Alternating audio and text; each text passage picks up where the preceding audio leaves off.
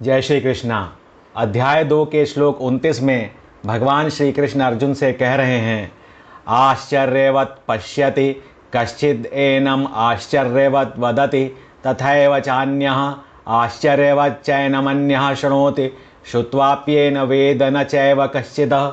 अर्थात कोई इस शरीरी को आश्चर्य की तरह देखता है और वैसे ही कोई दूसरा इसको आश्चर्य की तरह वर्णन करता है तथा अन्य कोई इसको आश्चर्य की तरह सुनता है और इसको सुनकर भी कोई नहीं जानता, अर्थात ये दुर्विज्ञेय है। इस देही को कोई आश्चर्य की तरह जानता है। तात्पर्य यह है कि जैसे दूसरी चीज़ें देखने, सुनने, पढ़ने और जानने में आती हैं, वैसे इस देही का जानना नहीं होता। कारण कि वे जानने का विषय तो होती हैं, पर यह देही इंद्रिय मन बुद्धि का विषय नहीं है। इसको तो स्वयं से अपने आप से ही जाना जाता है। अपने आप से जो जानना होता है वह जानना लौकिक ज्ञान की तरह नहीं होता, बल्कि बहुत विलक्षण होता है। स्थूल, सूक्ष्म और कारण ये 3 शरीर हैं। अन्न जल से बना हुआ स्थूल शरीर है। यह स्थूल शरीर इंद्रियों का विषय है।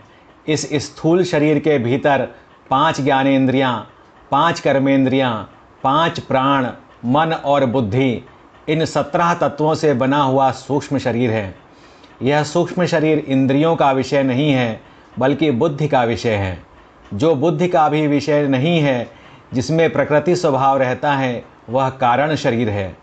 इन तीनों शरीरों पर विचार किया जाए तो यह स्थूल शरीर मेरा स्वरूप नहीं है, क्योंकि यह प्रतिक्षण बदलता है और जानने में आता है।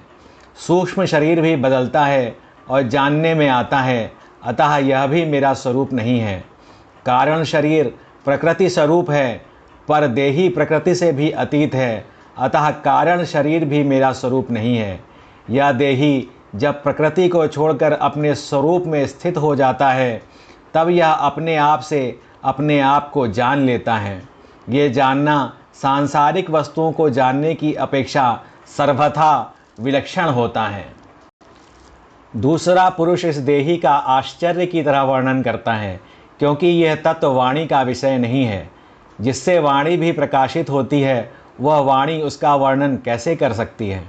जो महापुरुष इस तत्व का वर्णन करता है, वह तो शाखा चंद्रा न्याय की तरह वाणी से इसका केवल संकेत ही करता है, जिससे सुनने वाले का इधर लक्ष्य हो जाए। अतः इसका वर्णन आश्चर्य की तरह ही होता है। दूसरा, कोई इस देही को आश्चर्य की तरह सुनता है।